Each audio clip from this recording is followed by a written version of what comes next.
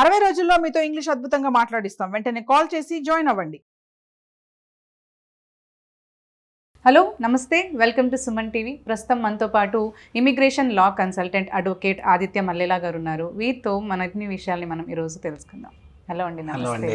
Immigration and అదే green card గురించి ఎక్కువగా ఇందాక నుంచి వీడియోస్ మనం షేర్ చేస్తూ ఉన్నారు కదా డీటెయిల్స్. అయితే అదే ప్రాసెస్లో మనం స్టూడెంట్స్ ఎలా గ్రీన్ కార్డ్ తెచ్చుకోవచ్చు అనే విషయం పైన మీరు టాపిక్ చెప్పుకోవాలి. అవునండి, ఎగ్జాక్ట్లీ. సో ప్రాసెస్ అంటే ఇప్పుడు అది అప్లై చేయడానికే మీరు 5 to 7 years పడుతుందని చెప్పారు. సో నెక్స్ట్ అసలు ప్రాసెస్ ఏంటి, ఎలా గ్రీన్ కార్డ్ తెచ్చుకోవచ్చు? సో గ్రీన్ కార్డ్ అసలు నిజంగా చెప్తే అప్లై చేయడానికి కానీ గ్రీన్ కార్డ్ తెచ్చుకోవడానికి అది మనం ఒక 1.5 year to 2 years ప్రాసెస్ అనుకోవచ్చండి. అంతకు మించి పట్టదు మామూలుగా అయితే. బట్ ఇప్పుడైతే కాదు, పాత రోజుల్లో. ఒకప్పుడైతే గ్రీన్ కార్డ్ ఎలా ఉండేది తెలుసా? మీరు ఇక్కడ నుంచి మైగ్రేట్ అవుతున్నారు అనుకోండి, ఎయిర్పోర్ట్లో దిగాక గ్రీన్ కార్డ్ మీకు డైరెక్ట్గా ఇచ్చేవాళ్ళు. అలా ఉండేది ఒకప్పుడు, బాగా ఓల్డెన్ డేస్లో నేను చెప్పేది. అది ఏమైందంటే గ్రీన్ కార్డ్కి ఒక టైం పీరియడ్ ఉంటుంది కదా, ఒక 1 year లేదా 1.5 year 2 years, అది పెరుగుకుంటూ వెళ్ళిపోయింది. ఎందుకు పెరుగుకుంటూ వెళ్ళిపోయిందంటే ల్యాండ్ ఆఫ్ మైగ్రెంట్స్ అంటే ల్యాండ్ ఆఫ్ ఇమిగ్రేషన్ యుఎస్ అని మనం మాట్లాడుకున్నాం. అంటే ప్రతి చోట నుంచి టాలెంట్ ని ఇన్వైట్ చేశారు. వాళ్ళకి అక్కడ పాపులేషన్ లేదు కాబట్టి. ఇప్పుడు ఇండియాలో అంటే మనకు చాలా పాపులేషన్ ఉంది. మనకి ఏంటంటే యుఎస్లో పాపులేషన్ లేదు కాబట్టి అక్కడ కూడా మూవ్ అయిన వాళ్ళు first movers, like Europeans first movers, second movers ఎవరు? లాటిన్ అమెరికా, అంటే లైక్ ఏంటంటే ఇమీడియట్గా యూఎస్ని ఆనుకున్న కంట్రీస్ లైక్ మెక్సికో వాళ్ళు, లేకపోతే సౌత్ అమెరికన్ కాంటినెంట్ కొలంబియా వాళ్ళు, లేకపోతే ఆఫ్రికన్ కాంటినెంట్ నుంచో ఇలా అందరూ మూవ్ అయ్యి అక్కడ యునైటెడ్ స్టేట్స్ అనేది ఫామ్ అయింది. తర్వాత అలాగే మన ఏషియన్స్ కూడా మూవ్ అయ్యారు. సో డిఫరెంట్ కేటగిరీస్ పరంగా డిఫరెంట్ అవసరాలు బట్టి, అక్కడ నెసెసిటీస్ బట్టి, టాలెంట్ పరంగా అవనండి, వర్క్ కల్చర్ పరంగా అవనండి, వర్క్ నెసెసిటీ పరంగా, వర్కర్స్ పరంగా ఎంకరేజ్ చేయటం అవనండి, ఎంప్లాయ్మెంట్ పరంగా అవనండి ఎంకరేజ్ చేయటం జరిగింది. సో రకరకాలుగా మూవ్ అయ్యారు కదా. మూవ్ అయినప్పుడు ఏమైంది, మన వాళ్ళు ప్రోయాక్టివ్గా ఉంటారు కాబట్టి డెఫినెట్గా అందులో మనకి ఇండియన్స్ ఎక్కువ మైగ్రేట్ అవుతున్నారు. ఇండియన్స్ తెలుగు వాళ్ళు ఎక్కువ మైగ్రేట్ అవుతున్నారు. మన వాళ్ళు ఎక్కడైనా ఉంటారు, ఆల్ ఓవర్ ద వరల్డ్, అన్ని కంట్రీస్లో అన్ని ప్లేసెస్లో ఉంటారు. అదే మన వాళ్ళు గొప్పతనం. సో మన వాళ్ళు అక్కడికి మైగ్రేట్ అవుతున్న ఎక్కువ, మన పాపులేషన్ బేస్డ్ కదా. ఇప్పుడు చైనా అయినా అంతే. సో ఎక్కువ మంది మైగ్రేట్ అయితే over a period of years ఏమైంది, ఎక్యుములేషన్ జరిగింది. ఎందుకంటే కోటా ఉంటుంది కదా, గ్రీన్ కార్డ్స్కి ఇంత కోటానే ఇవ్వాలి అలా ఉంటుంది కాబట్టి ఎక్కువ మంది మైగ్రేట్ అయ్యేసరికి ఏమైంది, అక్కడ ఎక్యుములేషన్ జరిగింది. సో ఎక్యుములేషన్ ఎలా జరుపుకుంటూ వచ్చింది, 2011, 12, 13, 14 నుంచి ఇప్పటికి ఇంకా వెయిటింగ్ లిస్ట్ ఉంది. అప్పుడు అప్లై చేసిన వాళ్ళకి కూడా గ్రీన్ కార్డ్స్ ఇంకా రావాలి. సో అది క్లియర్ అవ్వాలి అంటే ఎన్నేళ్ళు పట్టిద్ది ఏంటి అని ఎవరు చెప్పలేరు. అలానే ఒక గవర్నమెంట్ ఏదైనా పాలసీ చేంజ్తో వచ్చి దాన్ని క్లియర్ చేస్తుందా అంటే చెప్పలేము.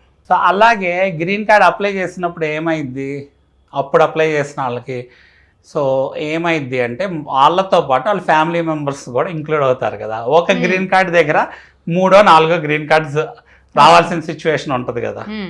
సో దానివల్ల ఏమైంది, గ్రీన్ కార్డ్ ఒక టైం 2 years కాస్త 5 years అయింది, 5 years కాస్త 7 years, 7, 10 అయింది, 10, 15 అయింది, 15, 20 years అయింది. ఇప్పుడు 100 years పైన అవుతుంది ఇప్పుడు గ్రీన్ కార్డ్ అప్లై చేస్తే రావడానికి. అంటే వెయిటింగ్ లిస్ట్లో పడిపోయింది గ్రీన్ కార్డ్. సో మనం చెప్పుకున్నాం గ్రీన్ కార్డులో చాలా కేటగిరీస్ ఉన్నాయి. ప్రతి కేటగిరీకి అక్కడ ఉన్న సిచ్యువేషన్ బట్టి, అక్కడ మైగ్రేషన్ బట్టి, అలాట్మెంట్ బట్టి, కోటా బట్టి దానికి టైం లైన్స్, వెయిటింగ్ లిస్టు, లేకపోతే కరెంట్ స్టేటస్ అని ఉంటుంది. అలా ఉంటుంది అనమాట కేటగిరీస్ చేసి. బట్ గ్రీన్ కార్డ్ రావటం అనేది మాత్రం ఇప్పుడున్న సిచ్యువేషన్లో పెద్ద ఛాలెంజ్గా మారిపోయింది. స్టూడెంట్స్ వెళ్ళే వాళ్ళు ఎవరైతే ఉన్నారో స్టూడెంట్స్ డెఫినెట్గా యుఎస్ ఎంకరేజ్ చేయాల్సిందే. ఎందుకు ఎంకరేజ్ చేయాల్సిందంటే స్టూడెంట్ వీసా అనేది ఒక ఫౌండేషన్ ఫర్ గ్రీన్ కార్డ్, అది ఎవరైనా ఒప్పుకోవాల్సిందే మన వాళ్ళకి. బట్ అసలు స్టూడెంట్ వీసా అనేవాడు స్టూడెంట్గా వెళ్తున్నప్పుడు వాడి మేజర్ పర్పస్ ఏంటంటే చదువుకుంటాం. స్టూడెంట్స్ని ఎందుకు ఎంకరేజ్ చేయాల్సిందే అంటే అక్కడ యూనివర్సిటీస్ అన్నీ ఉన్నాయి కదా యుఎస్లో. మరి ఆ యూనివర్సిటీస్ అన్నీ బతకాలి అంటే మన వాళ్ళు డబ్బులు కడితేనే కదా యుఎస్ బతుకుతుంది. టూరిస్ట్ వీసా తీసుకోండి, మనం వెళ్ళి అక్కడ డబ్బులు ఖర్చు పెడితేనే కదా అలాగే ఎకానమీ జనరేట్ అవుతుంది. ఎందుకు వద్దంటారు, డాక్యుమెంటేషన్ సరిగ్గా లేకపోతే రిజెక్ట్ చేస్తారు. స్టూడెంట్స్ అయినా అంతే, డాక్యుమెంటేషన్ సరిగ్గా లేకపోతే రిజెక్ట్ చేస్తారు, లేకపోతే ఫేక్ డాక్యుమెంటేషన్ పెడితే రిజెక్ట్ చేస్తారు, లేకపోతే ఆ వీసా ఒక క్యారెక్టరిస్టిక్స్ కాకుండా మీరు ఇల్లీగల్ థింగ్స్ చేస్తే మిమ్మల్ని డిపోర్ట్ చేస్తారు. Simple logic.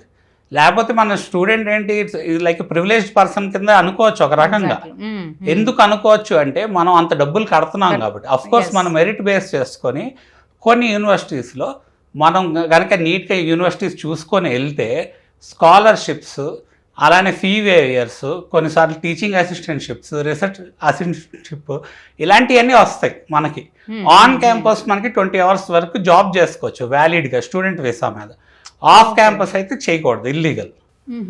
ఆన్ క్యాంపస్ చేసుకుంటా లీగల్గా నీ యొక్క స్టూడెంట్ వీసా ఏం చెప్తుందో దాని పరంగా నువ్వు అక్కడ బతుకుతుంటే ఎవ్వడు నేను కదలపలేడు.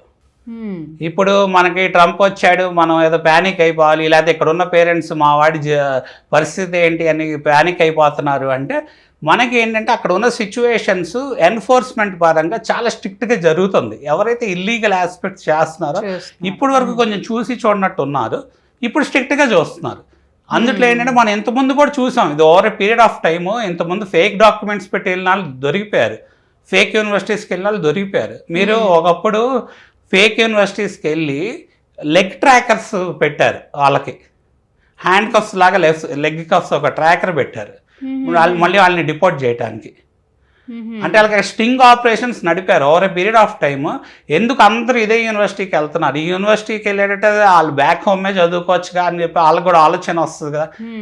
ఇప్పుడు వీసా స్టాంపింగ్కి వెళ్ళినప్పుడు మన అడుగుతారు ఎందుకు యూనివర్సిటీకి వెళ్తున్నాం అని, లేకపోతే మనకి ఏంటంటే స్టేట్మెంట్ ఆఫ్ పర్పస్ అని మనం సబ్మిట్ చేస్తాం. నాకు అప్పుడు ఏం చెప్తాము, ఈ ఏరియాలో రీసెర్చ్ బాగుంటుంది, ఈ యూనివర్సిటీకి ఈ స్పెషాలిటీ ఫీచర్స్ ఉన్నాయి, ఇది ఈ ఏరియా ఆఫ్ రీసెర్చ్ ఇక్కడ యూనిక్నెస్ ఉంది, లేకపోతే ఇక్కడ మంచి ప్రొఫెసర్స్ ఉన్నారు, ఇలాంటివన్నీ మనం చెప్తున్నాం కదా. సో సేమ్ ఫార్మాట్ అందరూ అదే చెప్పారనుకోండి, వాళ్ళకి కూడా డౌట్ వస్తుంది కదా. ఆబ్వియస్గా ఏంటంటే చూస్తారు రీజనబుల్గా ఏంటంటే దాని రియాలిటీ ఏంటనేది వాళ్ళు క్రాస్ చెక్ చేసుకుంటారు over period of time. But మనకి ఉన్న స్టూడెంట్స్కి ఇక్కడ ఉన్న కన్సల్టెంట్స్, ఎడ్యుకేషన్ కన్సల్టెంట్స్తో టైఅప్ ఉండటం వల్ల ఎడ్యుకేషనల్ కన్సల్టెంట్స్ ఏం చేస్తారు, అక్కడ యూనివర్సిటీస్లో టైఅప్ చేసుకొని వాళ్ళు నేను ఇంతమంది అడ్మిషన్స్ పంపుతాను, మాకు డబ్బులు, ఎవరైనా డబ్బుల కోసం చేస్తారు డెఫినెట్గా, కాదు వాళ్ళ పని వాళ్ళు చేశారు. బట్ మనకి స్టూడెంట్ మైండ్ సెట్ ఎలా ఉండాలి, అవేర్నెస్ పెంచుకోవాలి వెళ్ళేటప్పుడు. ఇప్పుడు నువ్వు గ్రీన్ కార్డ్ వరకు వెళ్ళాలంటే ఈ లెవెల్లోనే నువ్వు ఆగిపోతే ఎలా? నువ్వు ఇల్లీగల్గా పార్ట్ టైం గురించి ఆలోచిస్తా, ఇల్లీగల్గా పార్ట్ టైం చేసుకోవాలని ఆలోచిస్తుంటే గ్రీన్ కార్డ్ లెవెల్కి ఎలా అచీవ్ అవుతావు? బేస్ నుంచే క్లియర్గా ఉంచుకోవాలి, బేస్ నుంచి చాలా క్లియర్గా ఉంచుకోవాలి. ఎందుకంటే మెరిటోరియస్ యూనివర్సిటీకి వెళ్ళాలి, నువ్వు మెరిటోరియస్ స్టూడెంట్గా ఉండాలి, నీ సబ్జెక్ట్స్ నీ యొక్క అక్కడ కరికులం మీద కాన్సన్ట్రేట్ చేయాలి. అలా కరికులం కూడా అక్కడ కోడ్స్ ఉంటాయి సబ్జెక్ట్స్కి, ఆ కోడ్స్ కూడా హై లెవెల్ కోడ్స్ ఉంటాయి. నువ్వు పెద్ద యూనివర్సిటీకి వెళ్తే ఎక్కువ దాని మీద మంచి అధ్యయనం చేయాలి. అంటే నీకు నెంబర్ ఆఫ్ అవర్స్కి నువ్వు చేసే పార్ట్ టైంకి టైం సరిపోని సిచ్యువేషన్ కూడా ఉంటుంది. నేను ఏదో ఊరికే ఏదో ఒకటి రాసి పాస్ అయ్యానులే అంటే కుదరదు ఇక్కడలాగా. అక్కడ కూడా స్ట్రిక్ట్గా ఉంటుంది పెద్ద యూనివర్సిటీస్కి వెళ్ళినప్పుడు. అందుకని ఏదో ఒక యూనివర్సిటీకి వెళ్తే పని అయిపోద్దులే అని ఆలోచించుకుంటే అలా వెళ్ళటం అలా చేశారు. ఇంకా మీదట అయితే అవి కుదరవు ఇంక మీదట. ఎందుకంటే అలాంటి మెథడ్స్ కనుక ఫాలో అయ్యారనుకోండి ఇబ్బందుల్లో పడే సిచ్యువేషన్ ఎక్కువ ఉంటుంది. అందుట్లో ఇప్పుడున్న సిచ్యువేషన్లో ఛాలెంజ్ ఏంటి, స్టూడెంట్ వీసాతో ఎంట్రీ అయిపోతారు, వాళ్ళైనా ఎంకరేజ్ చేయాల్సిందే, ఏదో ఒకటి కింద మీద పడి ఎంట్రీ అయ్యారు. మరి తర్వాత ఏంటంటే ఓపీటీ చేసేసి మళ్ళీ వెనక్కి వచ్చేస్తారా? కాదు కదా. ఓపీటీ పీరియడ్ ఆఫ్ టైంలో మీకు H1B రావాలంటే లాటరీలో పిక్ అవటం అనేది ఒక లక్. ఎందుకంటే ఎన్ని వీసాలు ఉన్నాయి అంతకంటే ఎక్కువ మంది ఫైల్ చేస్తున్నారు కదా, అది పెద్ద లక్ బేస్డ్ అయిపోయింది.